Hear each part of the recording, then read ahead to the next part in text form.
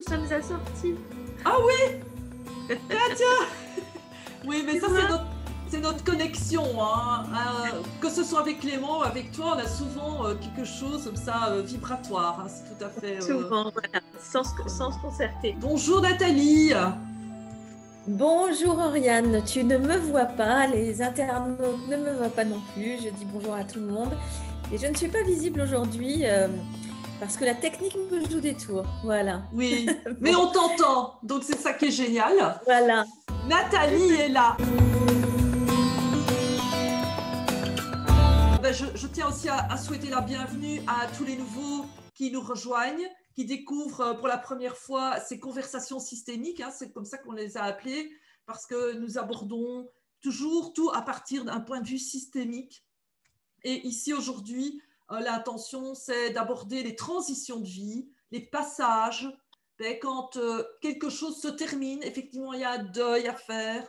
Parfois, il prend du temps, parfois, il prend un peu moins de temps. Tout ça dépend aussi de l'attachement qu'on avait à cette chose. Et parfois, il y a des attachements inconscients. On croit qu'on n'était pas attaché, mais finalement, il y a ou des lieux, où il y a des objets, où il y a des êtres ou des animaux ou quoi que ce soit. Ça peut être même une croyance, un métier, ça peut être tellement de choses auxquelles on était peut-être beaucoup plus attachés qu'on ne le croyait.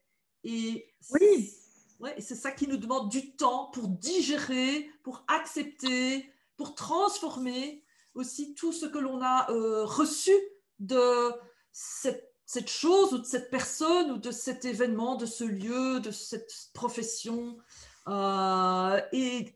intégrer cela et le mettre, le vivre dans notre vie et continuer avec cette expérience. Je pense que finalement, tout ça, moi, je crois que les choses n'arrivent jamais par hasard. Et en fait, tout ça, c'est des façons de nous faire vivre de façon très concrète, même si c'est un peu amusant là dans ce cas.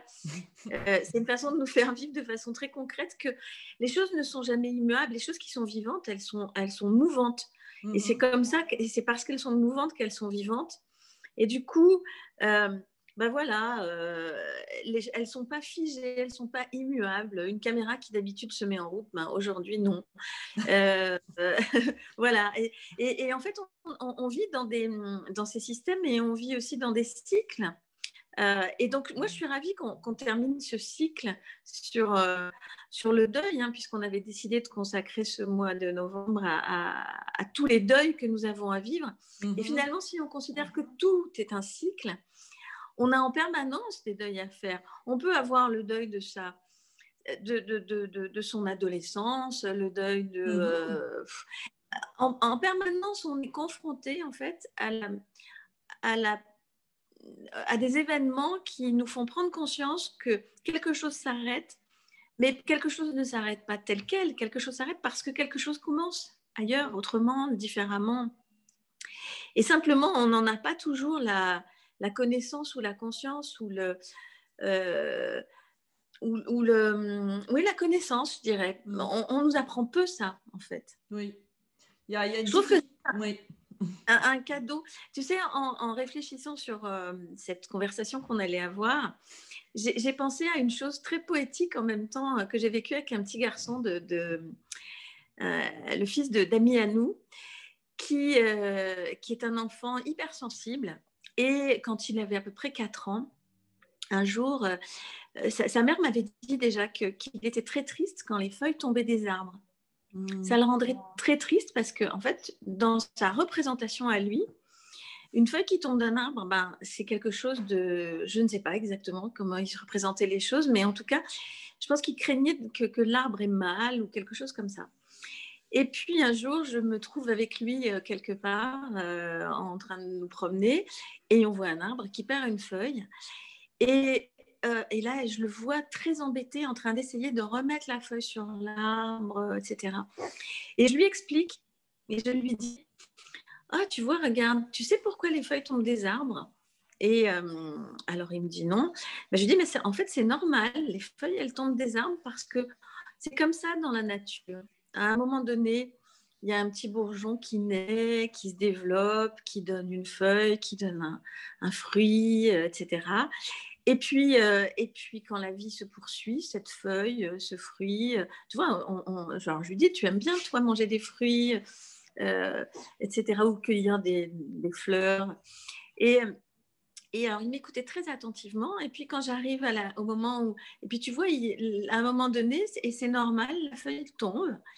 Et à ce moment-là, en fait, ce qui se passe, c'est que ça fait comme un petit manteau au pied de l'arbre. Ça fait comme un petit tapis qui va lui tenir chaud et qui va en même temps lui donner plein de nourriture parce qu'il va avoir besoin de force pour la saison d'après, recommencer à des nouvelles feuilles toutes neuves, etc. Donc, c'est une façon de parler de ce cycle-là à propos d'un événement de la nature. Et ça me fait penser à notre conversation, voilà, à notre conversation d'aujourd'hui dont il est question en fait de faire le deuil de choses qui pourraient parfois nous faire penser que, oui, faire le deuil d'un boulot, par exemple, bien sûr que c'est pas la même chose que de faire le deuil d'une personne. Et en même temps, ça peut nous mettre dans le même désarroi, ça peut, et on a besoin aussi d'accepter ça. Oui. Qu'est-ce que tu en penses, toi, du point de vue des constellations? Mais je trouve déjà que de faire référence à la nature, c'est la meilleure façon de comprendre ce qui nous arrive dans la vie, et je t'en remercie. Et tu sais combien je suis une grande amoureuse de la nature. Oui, je Et, sais.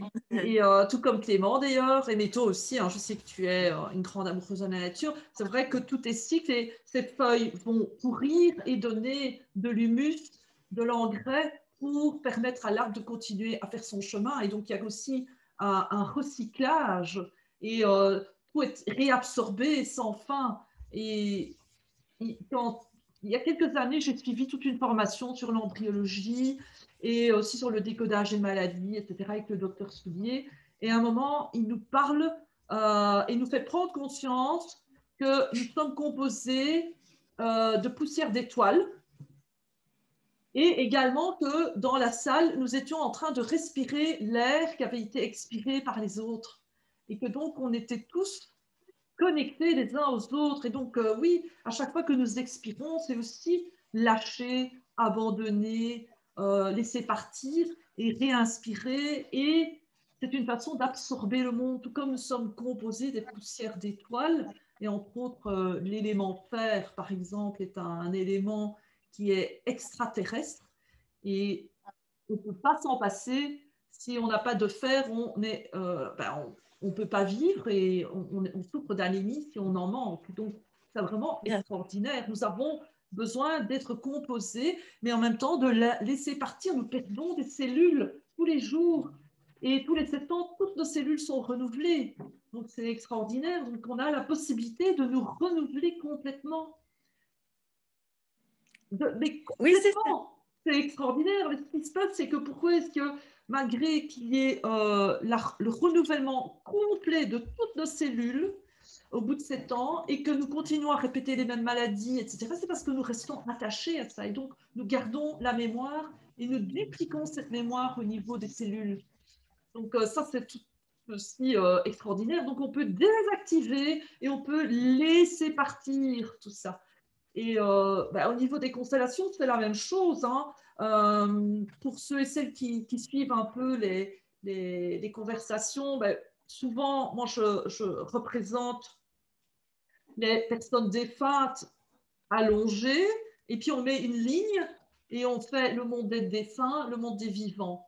Et c'est très important que le monde des vivants ne soit pas mélangé au monde des défunts et inversement, que les défunts ne se baladent pas au milieu des vivants parce que ça perturbe et que les défunts aussi aiment bien pouvoir se reposer en paix. C'est pas pour rien qu'on met ça sur les tombes, repose, ici repose en paix, madame un tel, monsieur un tel. Ben oui, parce que les défunts, quand ils sont entourés des vivants, sont maintenus quelque part dans une dimension qu'ils ne veulent plus vivre.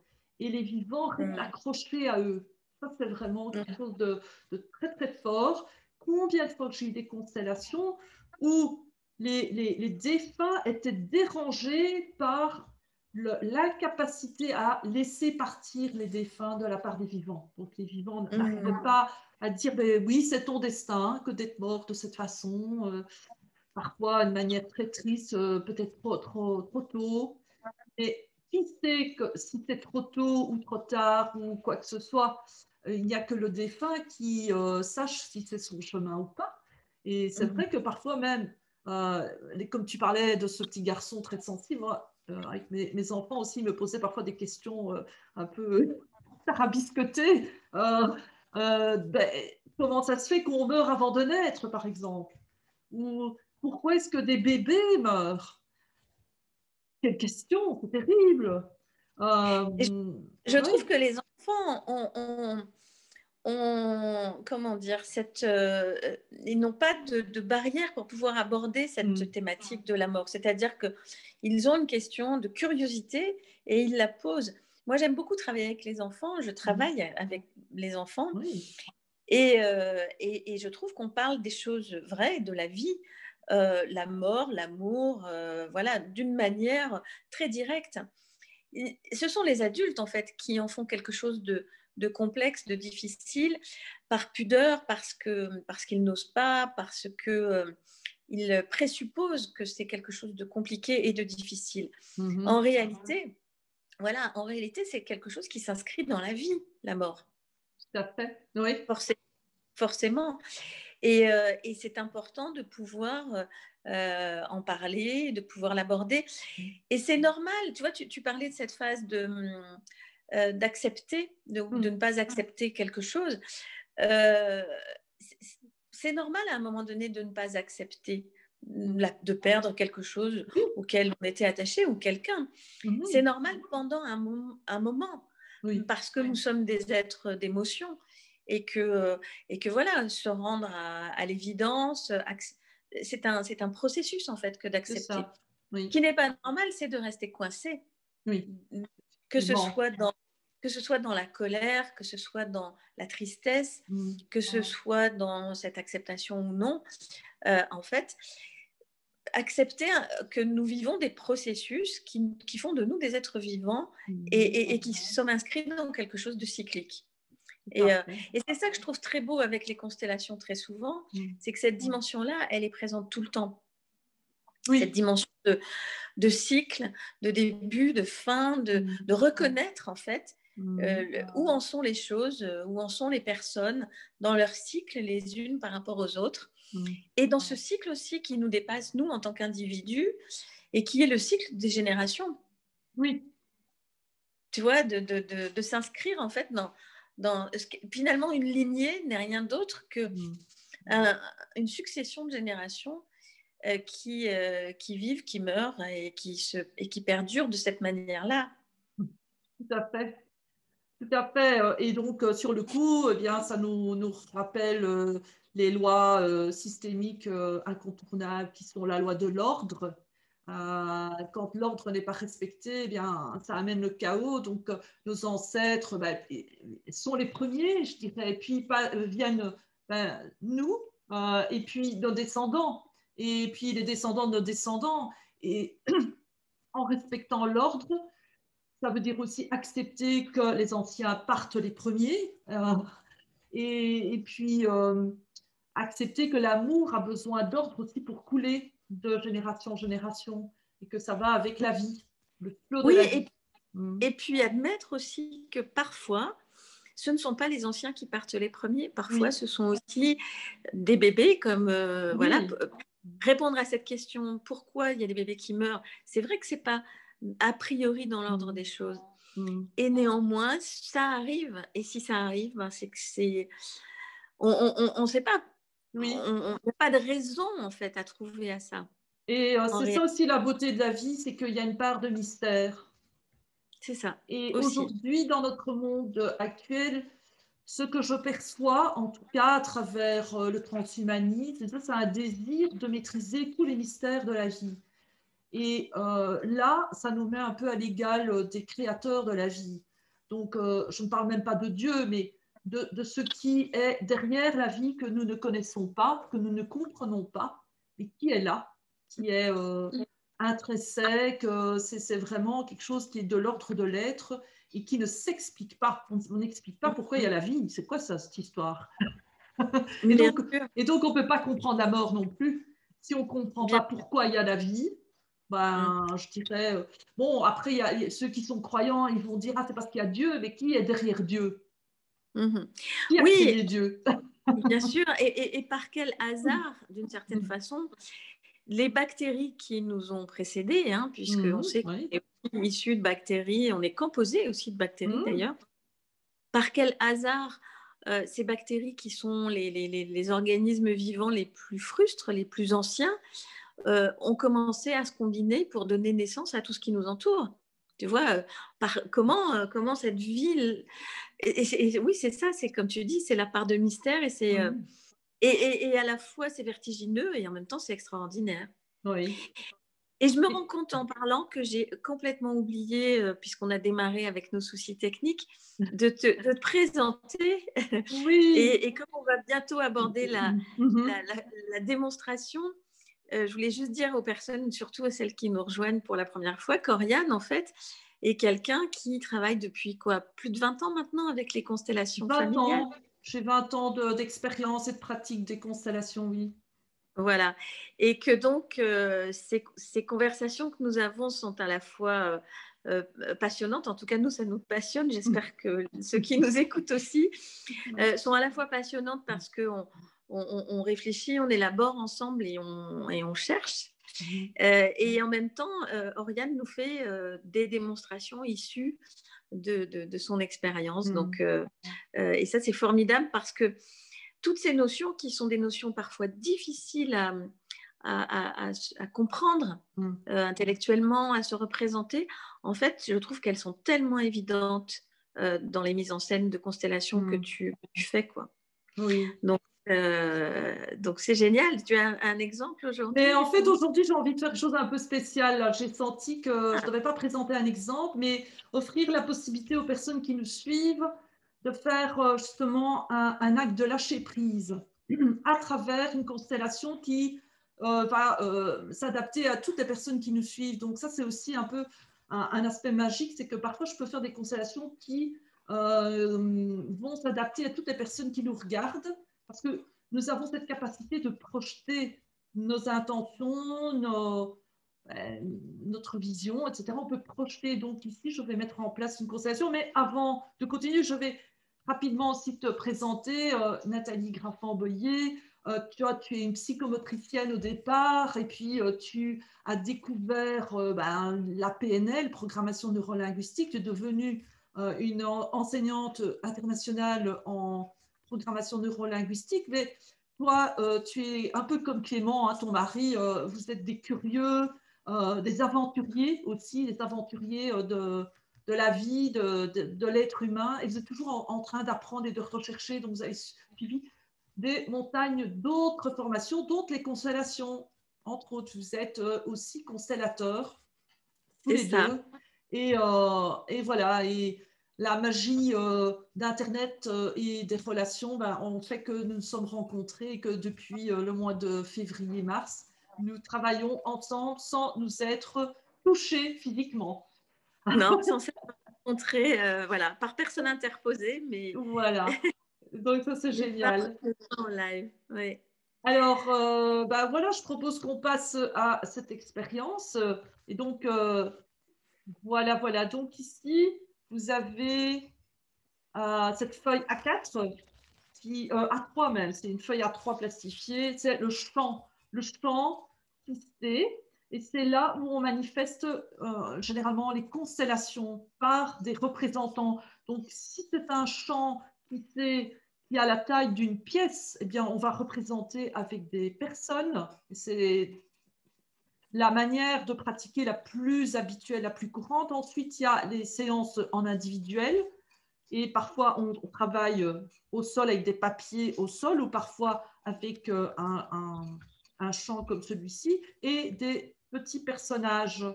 Alors, ça peut être des Playmobil, mais ça peut être aussi des objets, ça peut être des tasses, des galets ou des pièces de bois. Il y a différentes manières. Alors, moi, ce que je vous propose aujourd'hui, c'est de faire une petite expérience.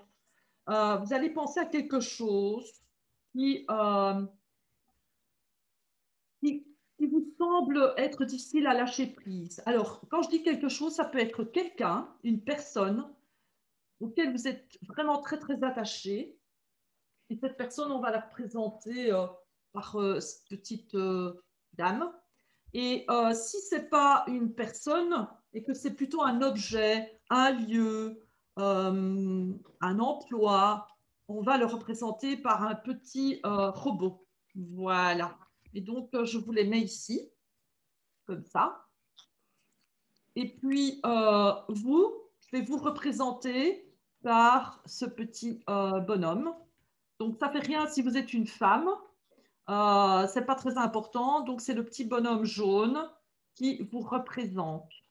Et puis, selon les personnes qui suivent cette constellation, il y en a qui seront en lien avec une personne du passé, défunte ou encore vivante. Par exemple, ça peut être une relation avec une personne avec qui vous étiez en relation amoureuse et puis l'histoire s'est terminée, mais vous sentez que vous restez attaché, que vous n'arrivez pas à le laisser partir, à la laisser partir, que vous avez du ressentiment par rapport à cette personne, ou vous avez l'impression que vous n'avez pas terminé votre chemin avec elle, mais elle a plus envie de vous voir. Voilà. Ou c'est une personne de votre famille, ou ça peut être même un animal. Hein. Donc tout ce qui est d'ordre vivant est représenté par ce petit personnage, et tout ce qui est d'ordre plutôt des idées ou des objets, des lieux, professions, etc., est représenté par le petit robot.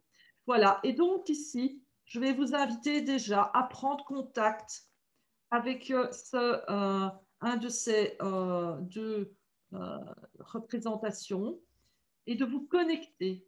Et donc là, vous pouvez même fermer les yeux, vous êtes là, vous fermez les yeux et vous imaginez cette personne ou un symbole qui représente cette croyance, cet emploi, cette maison, cet objet, que sais-je, quelque chose qui est plutôt de l'ordre des choses ou des idées. Et vous respirez 2-3 fois profondément et vous laissez la distance qui se présente naturellement. Vous ne forcez pas à vous rapprocher, vous laissez. Si c'est très loin, si c'est flou, c'est OK. Si c'est proche, c'est OK. Simplement, prenez conscience de cette distance qu'il y a entre vous et cette personne ou cette chose, cette croyance d'événement. Et simplement,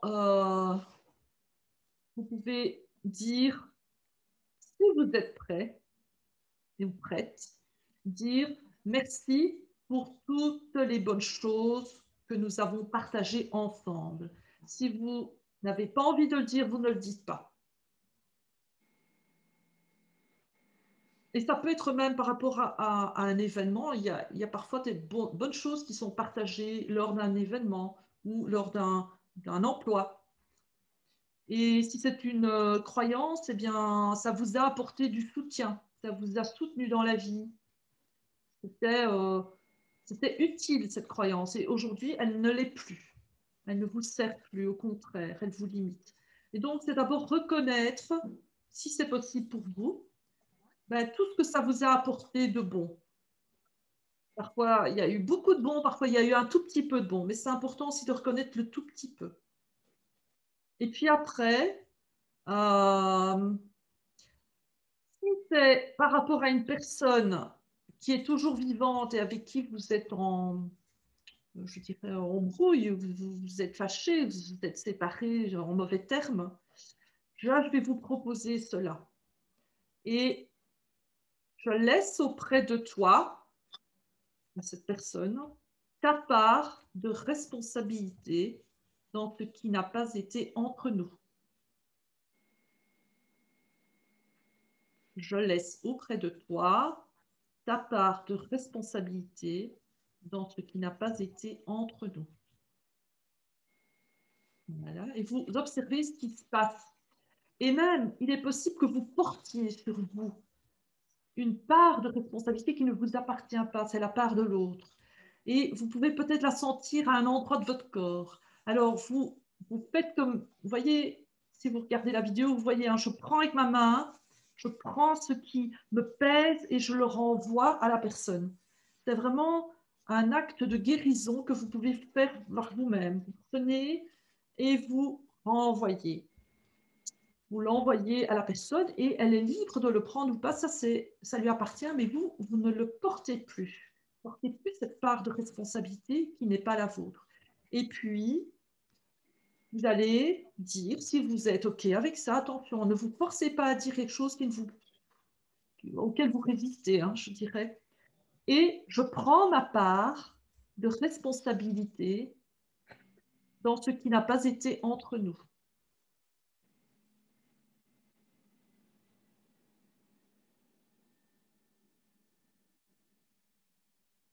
Et puis la personne va pouvoir se tourner ici, cette personne avec qui vous étiez encore dans le ressentiment, dans la colère, sentiment d'injustice, elle peut partir maintenant.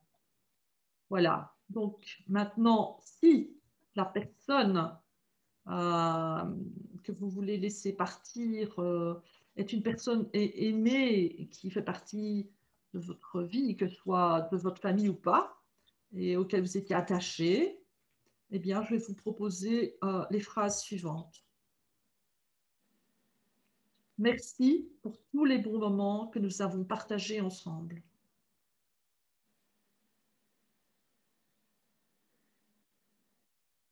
Et puis vous sentez ce que ça fait de le dire, de remercier cette personne. Vous imaginez cette personne en vous, devant vous, et vous dites ça. Merci pour tous les bons moments que nous avons partagés ensemble.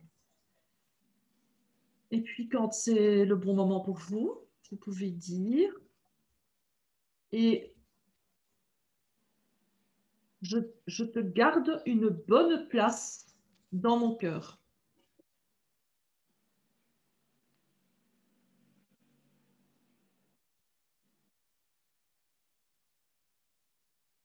Et puis, vous pouvez faire cela, vous incliner, et je m'incline devant ton destin.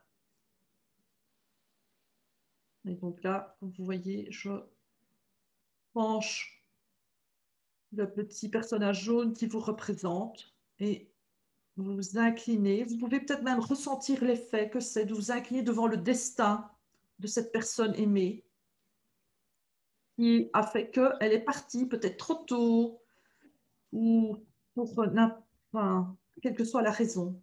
Puis vous pouvez vous redresser et vous allez remarquer que la personne, eh bien, elle se retire et là, on peut même imaginer qu'il y a une corde qui sépare les mondes et là, elle peut enfin reposer en paix. Voilà. Et pour ceux et celles qui sont plutôt en lien avec un objet, une croyance auquel ils sont attachés et qui donnent le sentiment d'être bloqués parce qu'ils n'arrivent pas, vous n'arrivez pas à laisser partir ça. Donc, si c'est plutôt de l'ordre des idées, je vais vous proposer de dire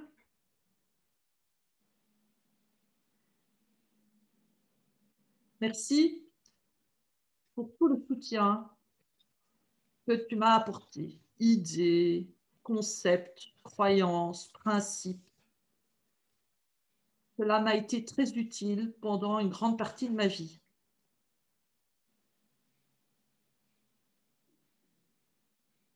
Et maintenant, je te laisse partir.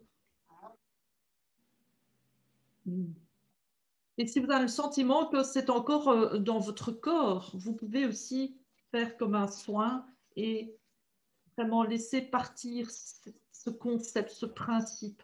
Et peut-être même que ça appartient à quelqu'un, un de vos ancêtres, et vous pouvez le lui rendre et lui dire, cher ancêtre, je te rends, donc peut-être même qu'il y a un prénom, alors je vous laisse choisir le prénom, je te rends tes croyances, tes principes, tes interdits,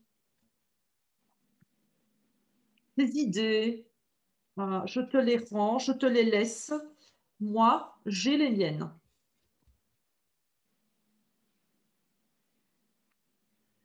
Et voilà, donc ce qui se passe, c'est que ça part avec celui ou celle à qui ça appartenait.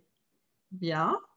Et donc ici, je ramène. Si c'est un objet ou un événement, vous pouvez dire merci pour tout ce que tu m'as apporté de bon et qui m'a fait grandir. Si c'est une expérience, par exemple, un événement, ça peut être même une maison, un emploi. Et je garde le meilleur de ce que nous avons vécu ensemble et je te laisse partir car je m'ouvre à un nouveau possible. Et on amène un nouveau possible. Et voilà. Bien. Et je vous laisse respirer quelquefois, comme quoi on peut faire même des constellations pour des centaines de personnes en même temps. Alors, des centaines de personnes en même temps, par Internet interposé, Oui. ce qui est une de mes spécialités. Je n'ai pas précisé ça tout à l'heure. En tout cas, merci. C'est un superbe cadeau que de permettre, en fait, que d'offrir ça et de permettre à chacun, chez lui, en fait, à partir de cette expérience générique, on va dire, que tu proposes, de projeter ses propres représentations et de pouvoir travailler pour lui-même avec les constellations. Et ça, c'est formidable. Merci beaucoup pour ça. Merci.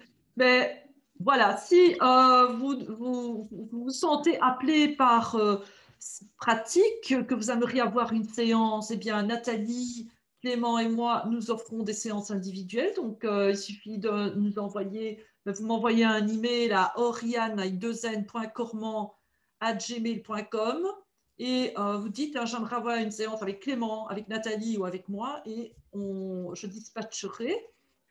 Nous vous invitons à visiter le site www.academycoachingsystémique.com et là, vous avez un agenda avec toutes les activités. On fait aussi, par exemple, si vous voulez avoir un avant-goût de ces expériences de constellation de groupe en ligne, tous les premiers lundis du mois, on donne 2 heures d'atelier en ligne avec des constellations de groupe. Et donc, vous trouverez ça aussi sur le site de l'Académie coachingsystémique.com. Donc, voilà. Inscrivez-vous, c'est une sorte de préinscription et moi je reviens, je vous envoie toutes les données pour vous inscrire. Et voilà. Ok. Eh bien, merci Nathalie, je te souhaite une excellente après-midi et j'envoie plein de bonnes choses à vous tous qui nous suivez fidèlement et à toutes les personnes qui nous ont rejoints et qui découvrent pour la première fois ces conversations systémiques. Et merci pour cette occasion de continuer à travailler sur soi, Oriane, que tu nous as offerte aujourd'hui. Et plein de bonnes choses à tout le monde, plein de belles choses. Au revoir. Au revoir.